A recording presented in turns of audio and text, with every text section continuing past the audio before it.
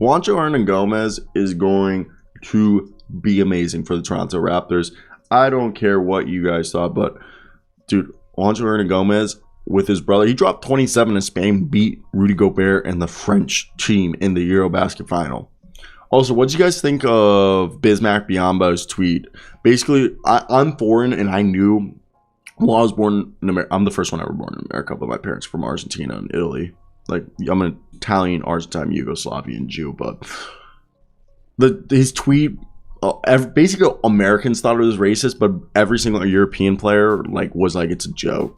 Like, don't take it too serious, and I'm on the same page. So, but Juancho Hernangomez has basically averaged, the last few games, and through 5 games, basically from September 1st to September 7th, he was shooting 36% from 3, okay, and 61.5% from 2, averaging 9.5 points, 6 rebounds, 2 assists, about half a steal, half a block a game. It was pretty cool, and the fact that he dropped 27, his brother was the MVP.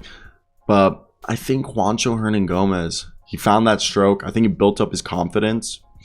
And you've heard Usman Garuba, Evan Fournier, all these other people. Like, Evan Fournier played for France, but you've heard a bunch of guys just talk really well about our man. Even Lorenzo Brown.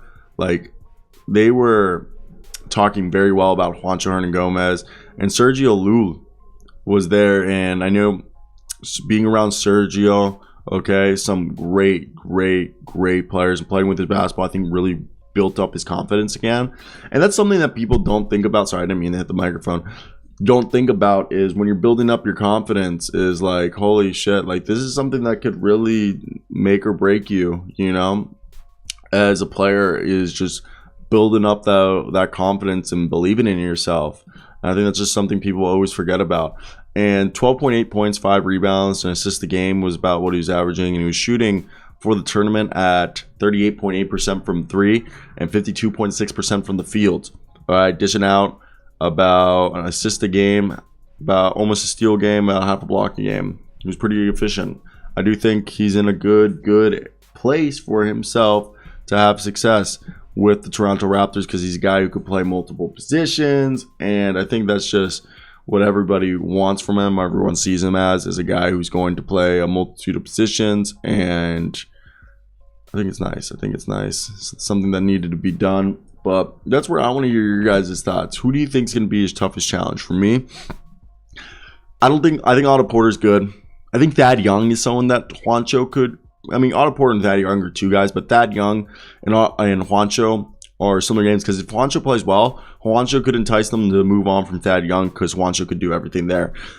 And maybe even Precious Achiuwa. Really, the older Thad Young, Chris Boucher, Otto Porter, and Kevin Birch probably going to be fighting with Juancho for a spot. But I think the other position you might want to look at is, I think Precious Achiuwa, if he shows in camp in the beginning of the season what he was doing by the end of last year, there won't even be a minute. Like, Juancho can't even take those minutes from him. But I do think if you look at the situation more and more, it becomes pretty obvious that this is...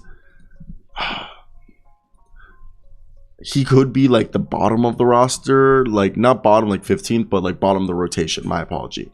Like the 10th man off the bench. Because right now, the starting lineup, Pascal, Fred, Gary, that's 3. OG, that's 4. Scotty, that's 5. Okay. So then you throw Chris and Thad, that's 7. Otto, 8. Precious, 9. And then once you hit Juancho, he's the 10th guy in the rotation. That's the only sucky part about this, is that, yeah, he's kind of like the last guy in that said rotation. Not by like choice, like no one's sitting here. It's just like, this team's really deep. So if somebody wanted to do that, obviously it would require a bit more. And I want to hear your guys' thoughts. I think also it'll be interesting to see. I think Juancho, if you guys remember a few years ago when he was on his first season with the Timberwolves, he played about 14 games averaged 29.4 minutes a night, shooting 42% from three, 7.5 rebounds, 1.3 assists, a steal a game. I think those numbers you're asking for a bit much, but if you look at his third season with the Nuggets in 2018, where he averaged 19.4 minutes, 6 points a night, 44% from the field, 36.5 from three, 4 rebounds, an assist a night, half a steal, half a block, I think that's what we could see